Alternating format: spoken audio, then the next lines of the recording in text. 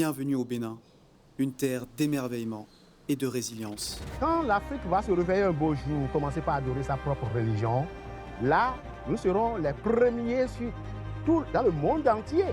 Vodou ne peut plus jamais disparaître dans ce monde. C'est la religion de l'Afrique. C'est la religion de l'homme noir. On a tous le Vodou dans la maison de famille. C'est Vodou qui nous protège, nous tous.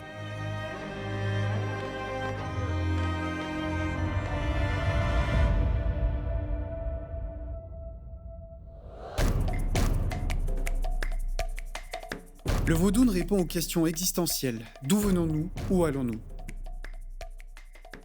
Pour honorer cette riche tradition, le gouvernement béninois a institué les Vodou Days, une célébration annuelle chaque janvier. Cet événement met en lumière la culture vaudoune à travers des cérémonies, des danses et des manifestations culturelles attirant des visiteurs du monde entier. La musique traditionnelle et les tambours sont essentiels dans les cérémonies vaudounes. Elle est un catalyseur, une force vitale qui connecte le monde physique au monde spirituel. Chaque battement de tambour, chaque chant est une invocation, un pont entre les humains et les divinités.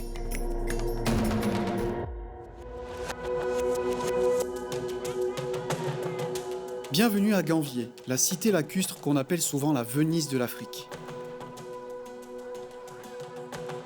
Posée sur les eaux calmes du lac Nokoué, elle est née d'un élan de liberté au XVIIe siècle. Les Tofinus y ont bâti un refuge sur pilotis pour échapper à l'esclavage. Depuis, Ganvié incarne la résilience, l'adaptation et l'âme d'un peuple. Ici, tout vit au rythme de l'eau. Les pirogues glissent comme des ombres, transportant famille, marchandises, sourires. Les maisons, en bambou et bois, reposent sur l'eau comme suspendues en parfaite harmonie avec la nature. Nous y avons rencontré une famille, chez elle, sur cette mer intérieure. Cette famille nous a accueillis avec beaucoup de chaleur, mais surtout beaucoup de générosité. La mère préparait le repas du jour avant de partir au marché flottant pour les besoins de son foyer.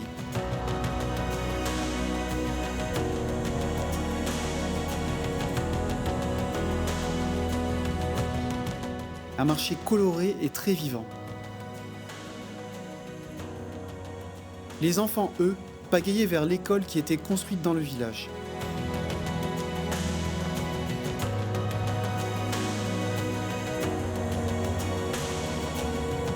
Le père, quant à lui, préparait ses filets. Car ici, la pêche est une affaire de savoir-faire.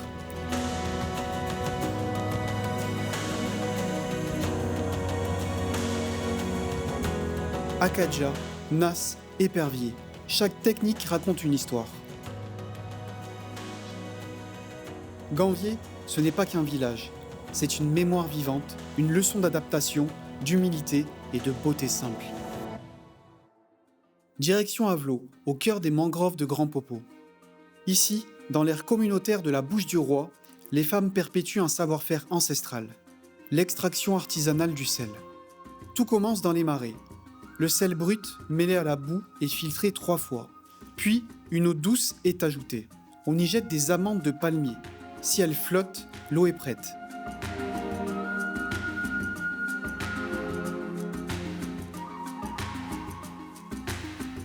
La cuisson débute. Le feu libère peu à peu l'or blanc. Le sel pur est récolté. L'excédent iodé raffiné est vendu jusqu'à Cotonou. Mais au-delà du commerce, c'est un art de vivre. Une mémoire vivante qui relie l'homme à son environnement.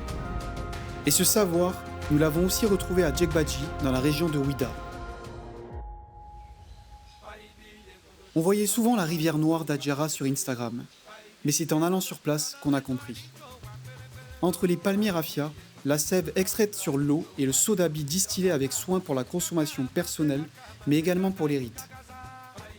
Au village de Vagnon, on a découvert les secrets de la production traditionnelle d'huile de palme. Tout commence par la cueillette, puis les graines sont cuites dans de grands tonneaux avant d'être écrasées à pied pour en extraire une pâte précieuse. Dans cette pâte naît l'huile rouge, base de la cuisine locale et l'huile noire utilisée pour les soins.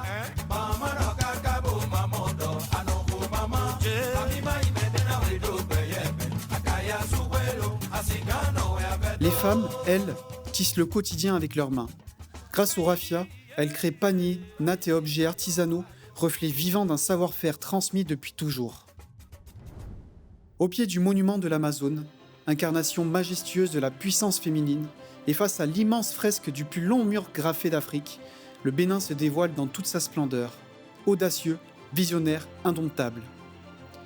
C'est cette image-là de l'Afrique que nous emportons avec nous. Une Afrique qui affronte son passé, qui célèbre son identité, et qui façonne l'avenir avec courage, créativité et fierté. Notre épisode s'achève sur ce modèle d'espoir et d'inspiration, où l'histoire devient force, où la mémoire devient moteur, et où chaque battement de cœur résonne comme un appel à l'éveil du continent tout entier.